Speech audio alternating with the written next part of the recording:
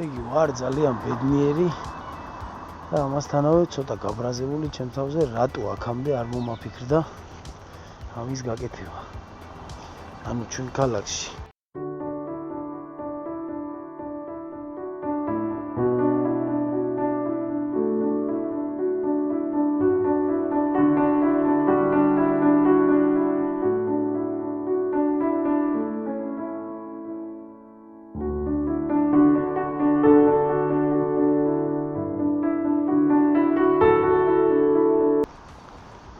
არნიდოში ესპანეთში, სადაც 1200-მდე ქართველი ცხოვრობს ჩვენ ბავშვებთან ერთად. მომეფიქრებია ის, რომ დამეინტერესებია პადელით.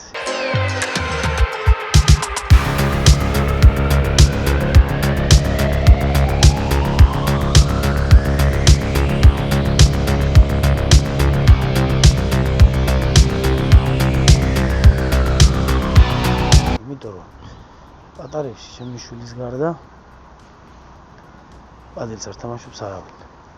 დღეს გავაკეთეთ WhatsApp-ის ჩატი, სადაც უცებ მოიყარა ესპანეთში დაბადებულმა ქართველებმა ზოგი, არა დაბადებული, მაგრამ დიდი ხნის ჩამოსული და გადავწყვიტეთ, რომ ჩავატაროთ მინი ტურნირი იმ სპორტში მათთვის, რომელიც ჯერ არ იციან.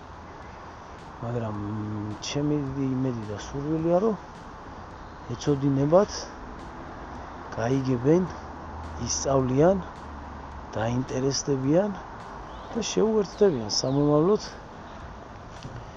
ქართული პადელის ამალას. და ეს მახარებს ძალიან, რომ ამ ყველაფერს დავიწყებ მე.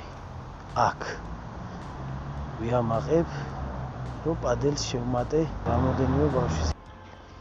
ამ ბლოგების არსი კი ის იქნება, რომ გზა და გზა შევხედავთ, როგორ განვითარდებიან ქართველი ბავშვები ესპანეთში, ამ სპორტში,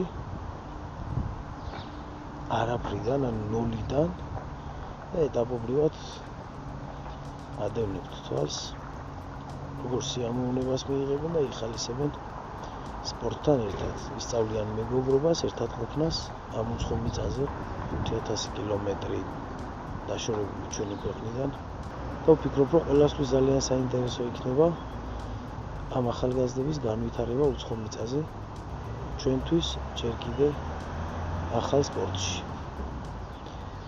ასე რომ ადევნეთ თვალი, გამოიწერეთ არხი, მისურვეთ წარმატება და წარმატება თქვენს თითოეულ ქართველს.